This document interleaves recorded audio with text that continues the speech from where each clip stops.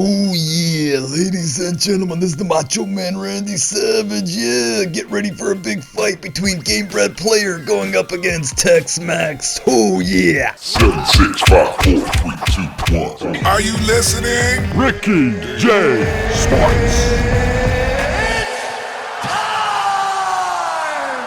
What is up, people? This is Ricky J, man. Hopefully you guys enjoyed my Macho Man impression, man. He was my favorite wrestler growing up. I just loved him.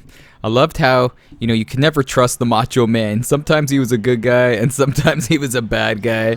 And the one thing I loved about him was that that short fuse that he had, man. But he was awesome. Gotta love him. Who was your favorite wrestler growing up? Or who's your favorite wrestler now? Let me know in the comments. But here we go. Another round one PS4 Real Fights tournament matchup. We got Tex-Mex. And, man, he is a player. He's using Jose Aldo, and he's going up against Game Bred player. And right away, Tex, man, showing some nice striking ability. I love that, how he's doing the old martial mind 101 with that shot to the head and then quick shot to the side right there. You guys see that? How he plants his feet and does that? Good job on him. Nice head movement and ripping up to the body. Tex-Mex is showing that this guy has some fantastic striking ability. He's got to stop swatting flies, man. Mr. Miyagi is not going to be proud of you, brother. But he's doing a fantastic job, all joking aside. And you guys, I love to joke. Uh-oh, someone's getting the little brother to to twist the Ethernet cable. As we notice a little lag going on here. Let's see if Game Bred could settle in. Tex-Mex came out, control technical blitz, basically. And, oh, nice. Good knee. I love how he's just showcasing some very nice maturity here.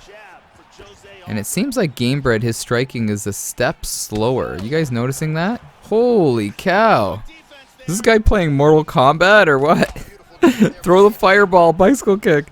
But Tex-Mex, man. And I haven't been playing a lot of rank just because I've been concentrating on the tournament. I do try to pop on and play here and there, but... Oh! Are any of these guys in the top 100? The names do ring a bell, but... Who knows? But what a great job by Game Bred of striking back, man. And that's the thing, man. You could be doing good things in a fight, and once you get comfortable or once you make one little mistake, if you're facing a good player, they're going to capitalize on it. Oh, but he gives him a taste of his own medicine. He's like, if you're going to get me to smell your foot, you could smell mine. Here you go, brother. Good answer for Tex. The one thing I'm liking, though, is Game Bred is taking shots, but he's winning the stamina game. He may say, Tex, you could do your dance, brother, but I got the last curtain call. But we'll see. And again, this is shaping up into being a fantastic first round fight. Oh, look at this! Who would have thunk it, big boy? That Game Bred would have changed the momentum of the round, man. When we were watching the first 2 minutes of this round, man, it was a Tex-Mex show, let's be honest. And then later on in this round, Mr. Game Bred said, you know what, Ricky, I am going to flip the switch. I need the old Forrest Griffin mentality, get clocked a couple of times and then come back stronger. And that's what happened, man. He got dinged around a little bit, and he didn't waver, man. He said to himself, he said, self, I'm coming back. And now this is a dogfight, really. This is going to be crazy. Now, can Tex-Mex get that striking down again? Because it seemed like he did a lot of good work, and then he kind of sat back a little too much for my liking. He should have continued to pressure. But it almost was like he was admiring his handiwork and saying to himself, oh yeah, I put in 2 great minutes, but it's a 5-minute round, man. They should do, you know what they should do for UFC 4? Bring back the clock, man, and do UFC, remember UFC 1, 2, and 3? No time limits. Just do a no time limit fight. Wouldn't that be awesome? Come on. I think that would be amazing if they just did dialing it back to the original UFC. No time limits. The worst fight back in the day was Royce Gracie and Ken Shamrock Part 2, man. It was basically Ken Shamrock took a nap on top of Royce for like 45 minutes. And then it was a draw. Sorry to break it to you. But Shamrock did catch him with one shot, which created a mouse on Royce's face. And I was cheering for Royce in that fight. But I thought Royce, if this was nowadays, Royce would have won. He did way more work. Let me know if you agree with that. He did way more work off of his back. With those heel kicks, you know, off his back. Pop, pop, pop, pop. But anyway, let's get back to this fight.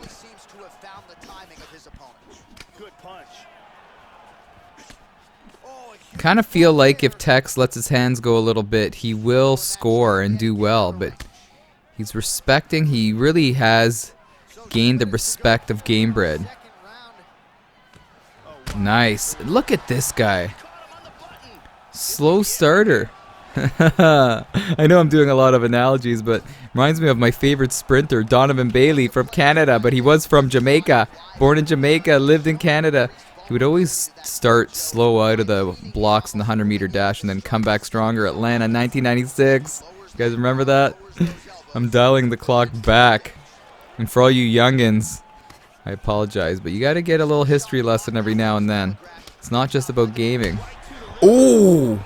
Thunder kick. Oh, but he rocked him right back. You know what? This is turning into being one of my favorite fights, in my opinion, so far in this tournament. Holy, it looked like Tex was literally invincible in the beginning of that first round. And Gamebred is now systematically just... Oh, why? I don't know why he would have done that. But you are seeing here a guy that has ice in his veins, as patient can be. And you gotta love both of these guys. You gotta respect them both. Oh, man. But if I'm Eddie Bravo right here, if I'm a judge, I'm going to have to say, man, it's 1-1. This is so crazy. I need to have a sip of my coffee. The classic Canadian morning beverage, medium double-double, Tim Hortons, big boy. Yeah, I call it liquid sleep. Here we go.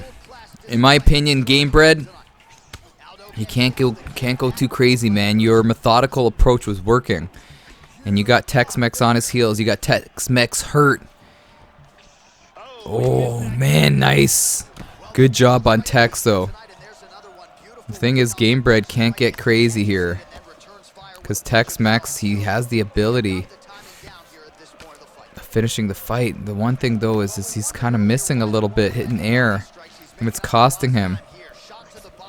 Oh, and he's going for the home run hit. I don't think that's necessary at this point. He's got 3 minutes to work. Nice head movement. Oh, no. And again, I say it almost every video. You know, when you go for those knees to the body, it leaves your head wide open, your chin straight up. Oh! Oh! Oh, my gosh! Best fight ever! Best fight ever! This is the best fight ever. Oh, my gosh. Edge of your seat action. This is even more fun than watching some UFC events. Gamebred's got to be technical. He's not a wild man. He's got to remind himself about that. And Tex, he's got to take his chances, use that head movement, go for the one-shot action. One-shot uppercut. Oh, he tried the Superman punch, but at this point it's like he's swinging underwater. Got to watch out if he telegraphs that. Nice head movement by Tex. He just doesn't have any gas in the tank. Oh, flying knee. Nice. And if I'm in Gamebred's corner, just stick to boxing, man. Oh, this fight could be done. Holy cow, what a comeback. What a comeback. Mr. Gamebred.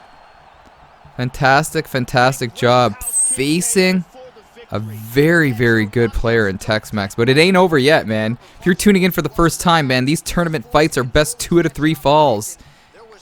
Just so we squash any, you know, flukiness to a showdown. You got to beat a guy twice, and beating a guy twice is tough. So here we go. Look at this matchup. Game Bred going with Masvidal, and Donald Cerrone is Tex. So this is going to be a stand-up battle. You have to figure. And Masvidal is a kind of like a dark horse in this game, man. He's really good. He's solid fighter. Good stats. So let's see what Tex can do. You know, he really needs to have that short kind of mind frame, man. He's got to just forget about that first fight. Even though he did some good things. Not some. He did a lot of good things. He just couldn't get the W, so here we go. Let's see. Nice. And those kicks to the body using Cerrone is fight enders, man, in my opinion. If you could do it at the right time when your opponent's stamina's low, plant that feet, plant those feet. Could be nighty-night.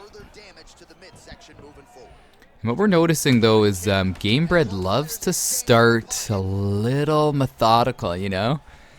Love it. And then he likes to pick it up. And both guys being cautious. It's almost like Game Bred's waiting for Tex to make a mistake and throw something, and then he's going to dodge it back. You see that? And counter fight.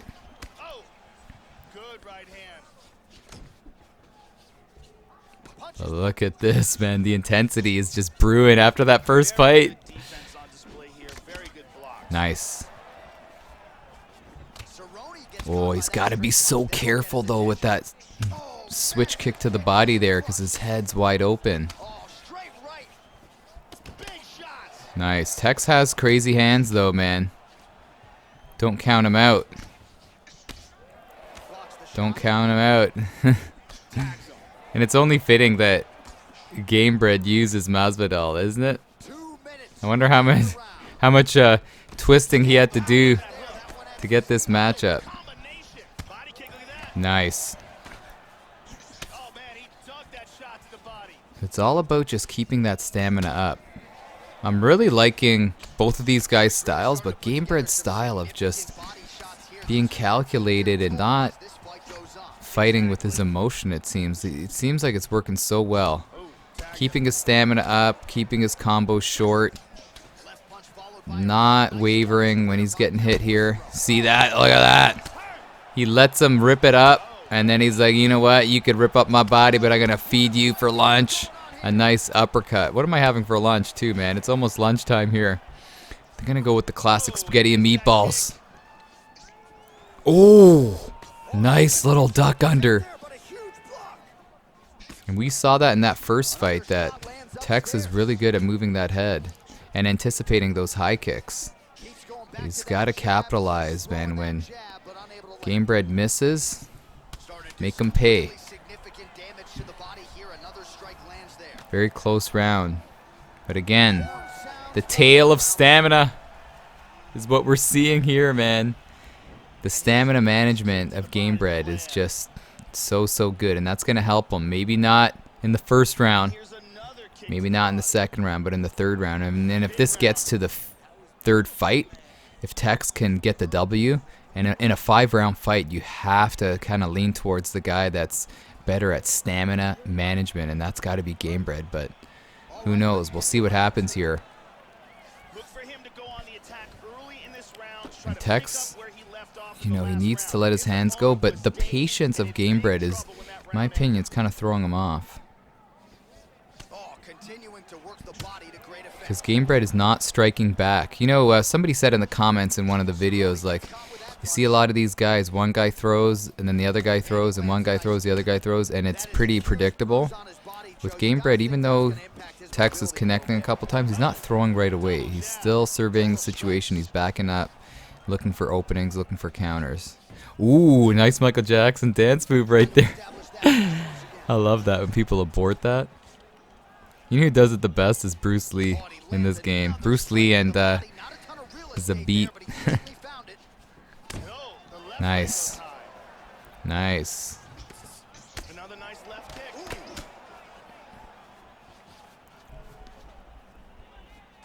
This is a technical battle, man. Oh. Really had to wind up for that one. When it's a high kick with the front leg, it seems like, you know, there's not a big wind up. When you do that back leg, there's that delay where people could see you generating that power from beyond and then driving forward. So I kind of typically like to do kicks with the front leg and then feint with the jab and then kick with my back leg. Throw guys off. Oh, man. Seems like just Tex is just running out of gas, man.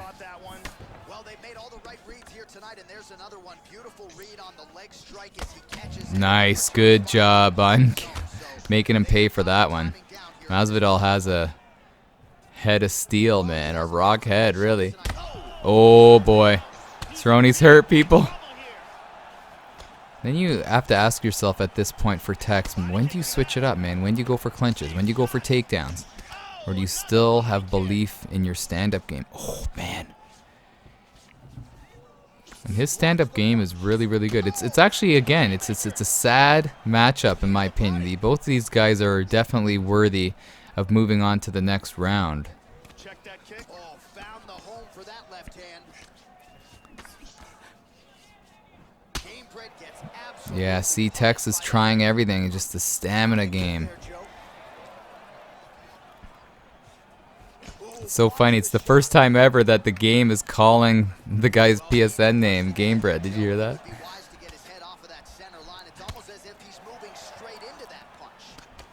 But the patience of Gamebred is just, it's out of control at this point. Look at him. He's willing. Oh boy. Nice. Oh my gosh. And that's all accredited to his patience and his ability to keep that stamina high. I was going to say he's willing to let the round end and drop the round and beat him in the third round, but he didn't need it. What a fantastic performance. Holy smokes. That first fight was the best fight that I've seen. And this second fight was that great systematic approach. Fantastic job. This guy's going to be a player, man. Good job for both of these guys. Tex, you did awesome, brother. And good luck to Gamebred moving forward. Anyhow, guys, I got to go. To end off this video, enjoy another retro review from Big Daddy Ricky. Have a good day, guys. Take care.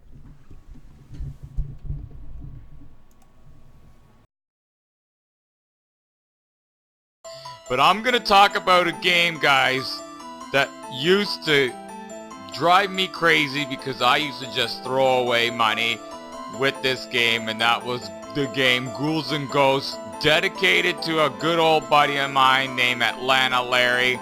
He wanted this game reviewed. He came to me and I said, brother, I'm gonna get a review it for you because you are a good guy, a good man, tremendous hockey player, but I'm not gonna talk about him.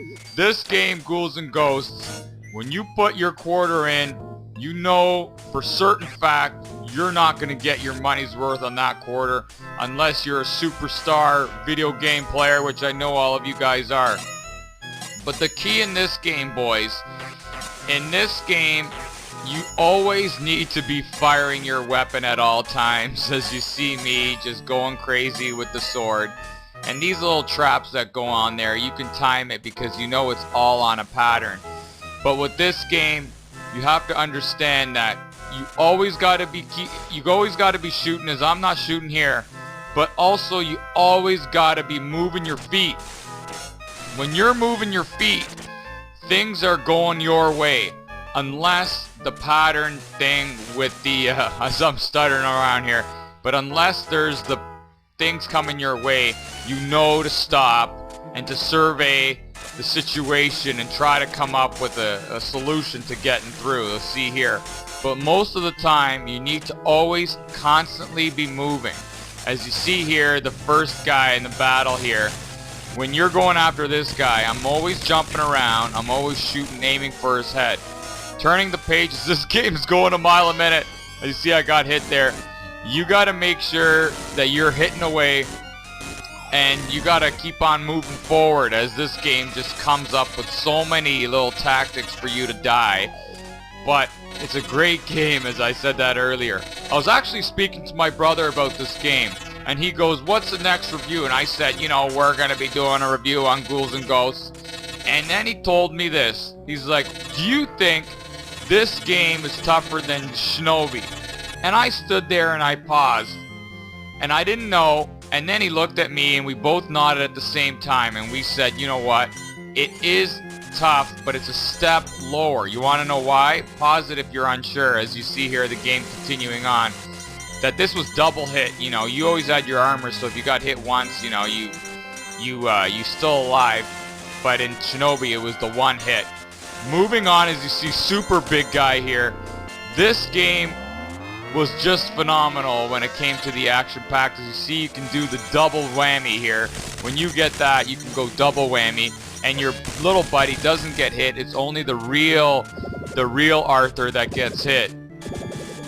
And as you see here, I continue moving forward. If you're wondering about Ghouls and Ghosts, as I'm going to let you guys watch me in action here, as I'm sticking to the strategy of moving the feet, surveying the situation. This game, Ghouls and Ghosts, some people are unfamiliar about the game. The game is similar to the game Ghosts and Goblins, but the player, you control the Knight Arthur, who must advance through these crazy levels and kill the undead, as it's obvious, you know, Ghouls and Ghosts. And you gotta restore the soul stolen by Lucifer. Oh yeah, you guessed it.